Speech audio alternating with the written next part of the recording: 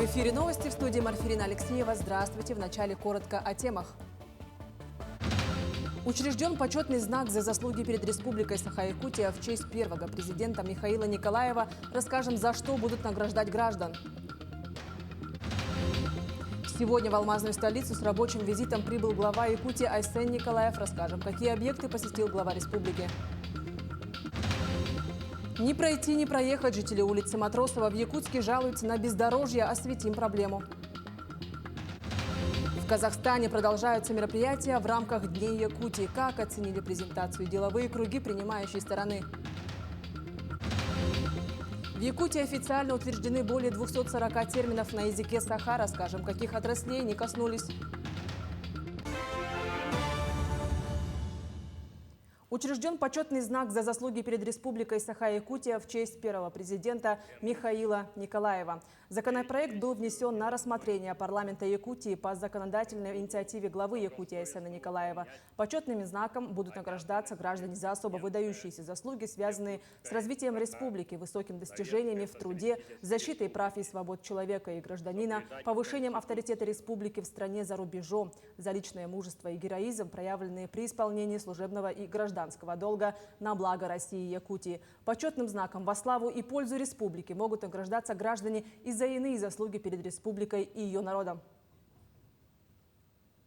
В рамках 6-го пленарного заседания Государственного собрания Якутии приняты поправки в закон о государственном бюджете республики на текущий год и на плановый период двух следующих годов. Всего Государственным собранием было рассмотрено 115 различных поправок бюджета от народных депутатов республики, из которых было принято 72.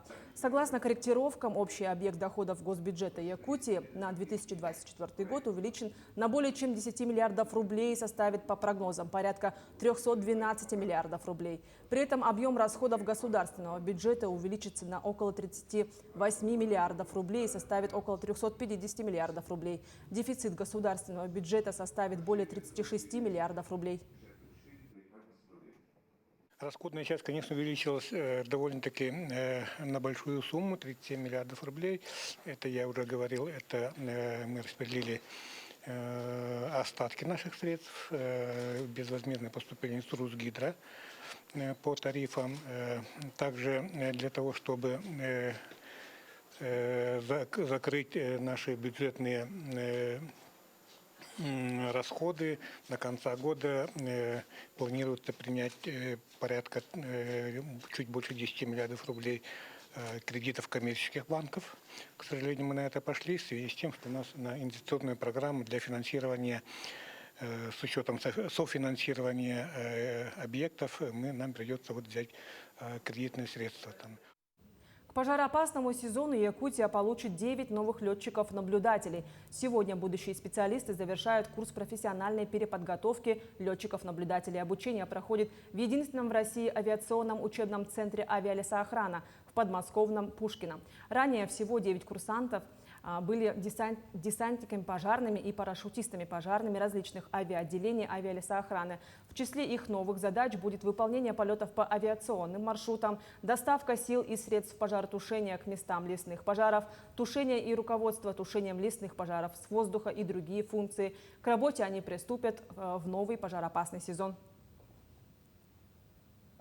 Сегодня в алмазную столицу с рабочим визитом прибыл глава Якутии Айсен Николаев. Первым делом он посетил строящиеся объекты. Глава проверил ход строительства Дворца детства, новый пристрой школы номер 1 и спортивный зал политехнического лицея. Также Айсен Сергеевич встретился с работниками травматологического и хирургического отделения Центральной районной больницы, где в эти дни работают мобильные хирурги.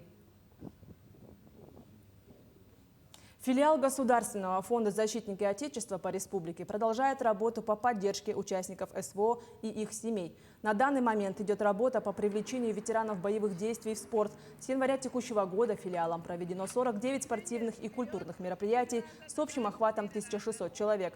Также в июне текущего года в городе Хабаровске планируется проведение межрегионального физкультурного мероприятия среди ветеранов СВО «Кубок защитников Отечества». Кроме этого проводятся мастер-классы и соревнования по паралимпийским видам спорта.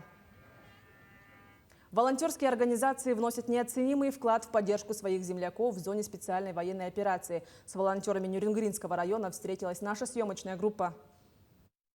Волонтерские движения Нерюнгринского района продолжают вести активную работу по поддержке земляков, находящихся в зоне боевых действий. Большую поддержку волонтерам оказывают районные власти. Так, для осуществления своей деятельности волонтерскому движению «Зов Севера» предоставили новое просторное помещение. Благодаря новому помещению, которое выделил Нерюнгринский район, Щегельняк Роман Михайлович, у нас увеличился объем работы. Это очень здорово. Несколько волонтерских движений смогли объединиться в одном месте, увеличить свой объем работы для поддержки фронта, для поддержки наших ребят.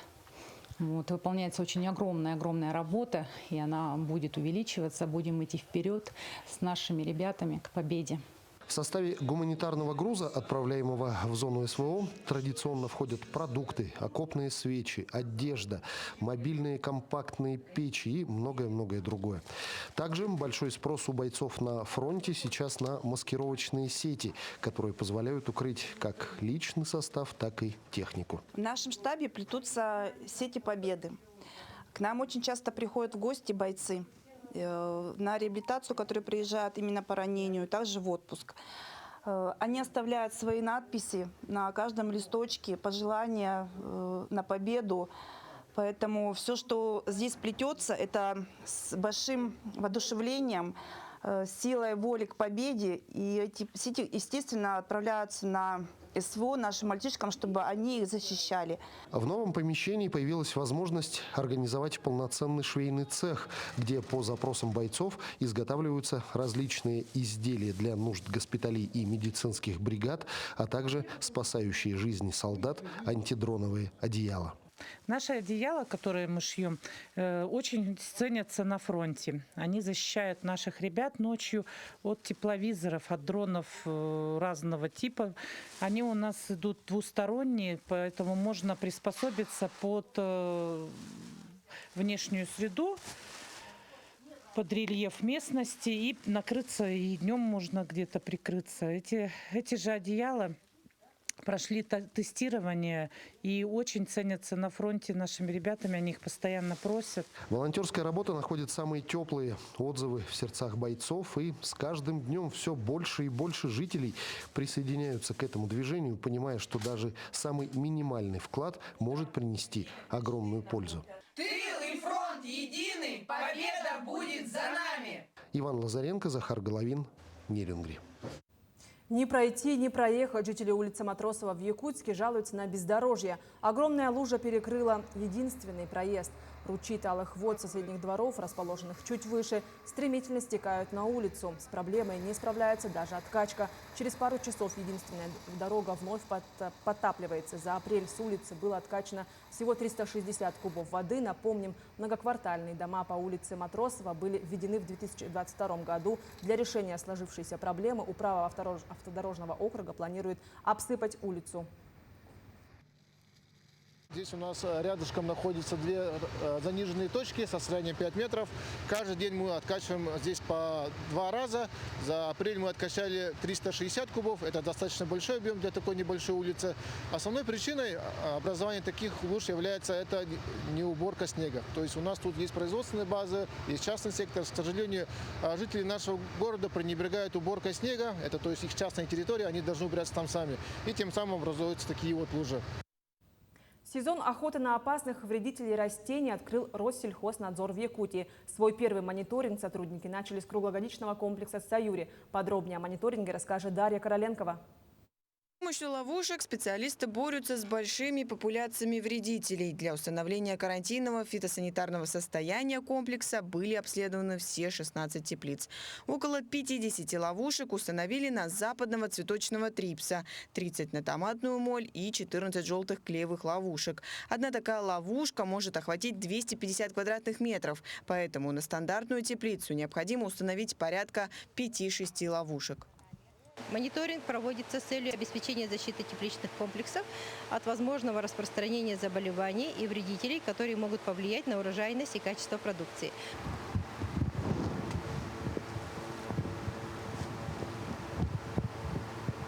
Здесь заложен феромон, на который прилетают взрослые особи томатной моли, и на клеевую основу они прилипают. И потом уже мы отправляем в лабораторию, и где выявляют, томатная моль это или нет. Ну, именно вид карантинного объекта. Вторая ловушка также обработана клеем, но привлекает насекомых уже не феромоном, а своим желтым окрасом. Такие ловушки здесь устанавливаются ежегодно. Почему он желтого цвета? Желтого цвета, потому что когда цветок распускается, он тоже желтого цвета, и вредитель, понимая, что это, возможно, распущенный цветок, он попадает на него, приклеивается к этой ловушке, и в дальнейшем он умирает. Круглогодичный тепличный комплекс «Саюри» – уникальный для республики объект, обеспечивающий овощной продукцией не только население города Якутска, но и многие районы республики. Достигать 230-250 грамм на этом блоке. В каждом блоке у нас свой микроклимат. Обязательно для огурца необходимо нужное поддержание тепла, влажности, света, соответственно, уходовые работы. У нас здесь на комбинате все автоматизировано. И, соответственно, операторы, которые работают у нас, видят все показатели онлайн. Ежемесячно в комплексе выращиваются около 230 тонн огурцов и 60 тонн томатов. Кроме того, здесь выращиваются зеленые культуры и иные овощи. Дарья Короленкова, Илья Сыромятников, Якутск. Вопросы изменения климата и деградации вечной мерзлоты обсудили на заседании Совета старейшин. В его состав вошли члены научного сообщества, депутаты, представители государственных учреждений и учебных заведений. Ученые надеются, что в ближайшем будущем закон о сохранении многолетней мерзлоты будет принят и на федеральном уровне. Закон о вечной мерзлоте, он это был из-за того, что сейчас в связи с потеплением климата вечная мерзлота сильно нарушается, начинает деградировать где-то, и поэтому, чтобы предотвратить как-то такой бесконтрольный ход, в общем-то, была принята инициатива, что именно принять закон, чтобы как-то правовым образом отслеживать и регулировать это действие.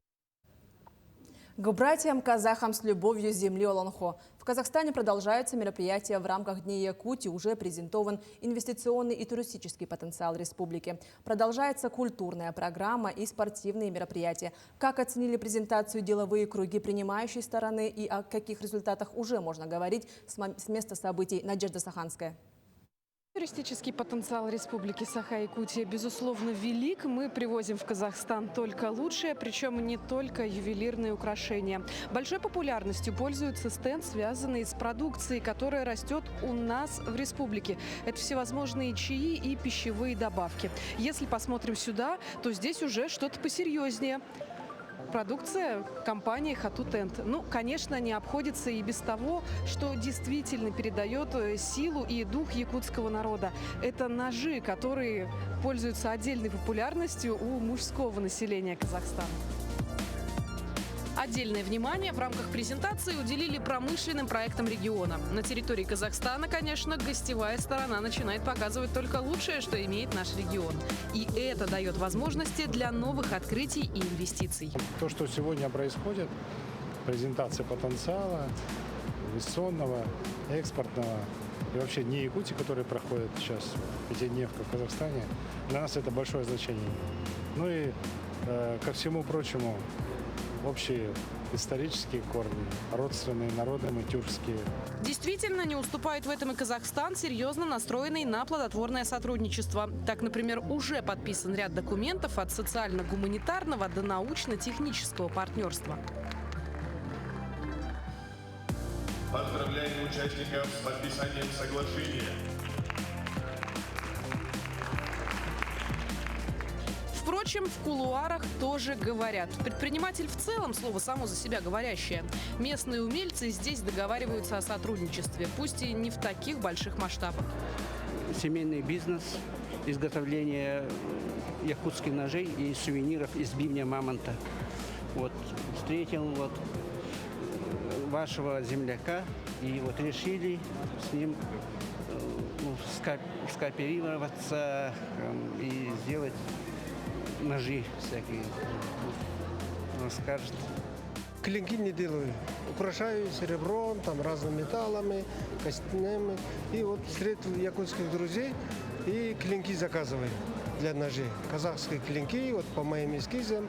И договорились, вот, соглашение сегодня подписали. Вот. И начиная с малого, со схожих культурных кодов растет плодотворная совместная работа. По словам заместителя премьер-министра Республики Казахстан Серика Жумангарина, правительство готово оказать всемирную поддержку в дальнейшее развитие двусторонних отношений между нашими республиками. А это, в свою очередь, поспособствует укреплению связей между Россией и Казахстаном и общих культурных и экономических интересов государств. Надежда Саханская, Георгий Григорьев, Астана. В Якутии официально утверждены более 240 терминов на языке саха. Республиканской комиссией по терминологии под руководством заместителя председателя правительства Сергея Местникова принят и утвержден перевод с русского языка на язык саха, широко распространенных и используемых 243 терминов по отраслям министерства и ведомств. Из них в здравоохранении 64 термина, промышленности и геологии 43, государственном, строительном и жилищном надзоре 105, охране культурного наследия 31 термин. Напомним, во исполнение поручения главы Якутии Эсена Николаева ко Дню родного языка в июне прошлого года создана комиссия по терминологии языка саха при правительстве республики. На железной дороге случайных людей нет, в этом убежден дорожный мастер линейного пути Серикбай Кусиубаев. Его участок неоднократно признавался лучшим, а Серикбай в прошлом году был удостоен премии главы республики «Человек труда». С ним пообщалась наш корреспондент Татьяна Вахнина. Бесперебойное движение поездов, безопасность пассажиров и сохранность грузов обеспечиваются руками человеческими. В мороз, метель и ветер, в дождь и зной поддерживается должный уровень состояния пути. Будни железнодорожников легкими не бывают. Впрочем, тяжелый труд для мастера Серикбая Кусиубаева стал привычным. Сейчас начинаются летние путевые работы. Мы сейчас проходим промерами стыковых зазоров, весенним осмотром, чтобы на анализе вот этой всей работы спланировать работу на летние путевые работы, то есть начинать работу в тех самых сложных участках пути. Очень суровый климат, поэтому лето короткое, и за это время надо успевать все сделать. Все ребята опытные, все надежные, поэтому коллектив у нас хороший, сплоченный. Бригада Серикбая обслуживает околоток железной дороги протяженностью 89 километров. Участок проходит через станцию Амга и разъезд Карбыкан. На своей второй дистанции мастер досконально знает каждую 100-метровку. А северные просторы для Серикбая, приехавшего в Якутию из Казахстана почти 20 лет назад, стали родными. Вы знаете, здесь природа очень красивая. Очень красивая природа, спокойная, люди спокойные, добродушные. Наверное, это самое главное. Тогда же в 2005-м Серикбай пришел в профессию. В компании «Железные дороги Якутии» сначала работал путейцем, затем, окончив без отрыва от производства политехникум, стал дорожным мастером линейного пути. Приходилось все начинать с нуля, изучать все заново. Очень замечательные наставники, очень хорошие, поэтому все благодаря им, наверное. Сегодня Серикбай сам является наставником молодежи. Опыт он передает молодым сотрудникам. Путевое хозяйство, локомотивные работы, охрана труда, работник железной дороги должен владеть массой знаний. За что уважать его? За то, что вот он как стал работать на самом сложном перегоне Амга, Карбыкан, где очень больное земполотно, и ему предлагали перейти сюда в Алдан, все-таки ближе к дому, к семье. Нет, он остался со своей бригадой, и вот работает, и с каждым годом путь у него лучше, надо признать. Трудовых свершений у Серикбая немало. В числе наиболее весомых побед – получение премии «Человек труда». Награда была учреждена главой республики в прошлом году. Честно говоря, не ждал, что именно мне вручат премию. Премия очень кстати. Я потратил на образование детей. Заслуга не одного меня, это заслуга всего коллектива. Поэтому благодаря коллективу у нас вот такие успехи. Поэтому один в поле не воин. Это все добивается коллективом, вот общим трудом. В 2023-м лауреатами премии стали 50 тружеников из разных отраслей экономики. По словам Серикбая, наиболее ценным является внимание и признание профессиональных заслуг. А награда стала мотивацией к тому, чтобы продолжать работать с полной самоотдачей на благо республики и людей. Татьяна Вахнина, Сергей Шипачев, Александр Лукин, Алдан. Ну а тем временем для выпускников школ грядет ответственная пора. В России утвердили расписание ЕГЭ этого года с учетом нового порядка пересдачи. Пересдачи по информатике, обществознанию, русскому языку, физике, химии, а также письменной части экзамена по иностранным языкам пройдут 4 июля. Пересдачи по биологии, географии, математике базового и профильного уровней, истории, литературе и устной части экзамена по иностранным языкам 5 июля. Остальные экзамены пройдут в ранее утвержденные в 2023 году даты. 23 мая география, литература и химия, 28 мая русский язык, 31 мая математика базового и профильного уровней, 4 июня обществознание. Приемная кампания в СВФУ стартует 20 июня. В этом году на целевое обучение в ВУЗе по программам бакалавриата и специалитета выделено более 700 мест. В частности, по уровням бакалавриата и специалитета выделено 665 мест, из них 576 на очную форму обучения. На магистратуру 82 места, из которых 70 по очной форме. По распоряжению правительства Российской Федерации организации, которые хотят стать заказчиками целевого обучения, должны заранее внести заявки на заключение договоров с СВФУ в личном кабинете на портале «Работа в России».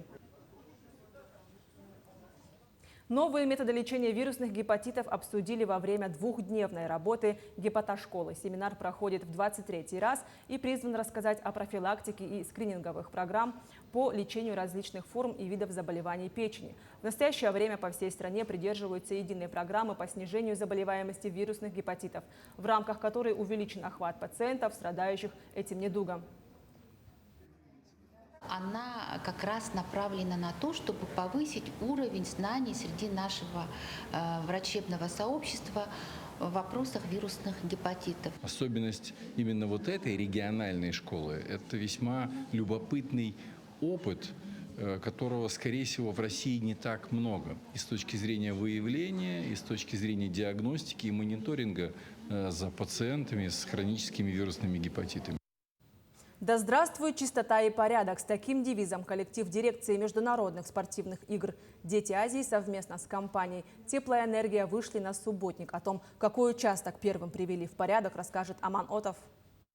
Во время субботника сотрудники дирекции привели в порядок не только один из главных арт-объектов Якутска – Латунный острог, но и помыли от многолетней пыли и грязи самолеты Ан-24 и Як-40. Мы сегодня начинаем субботники по городу и для себя выбрали локацию, ворота города Якутска, чтобы город наш принял наших гостей чистым, красивым.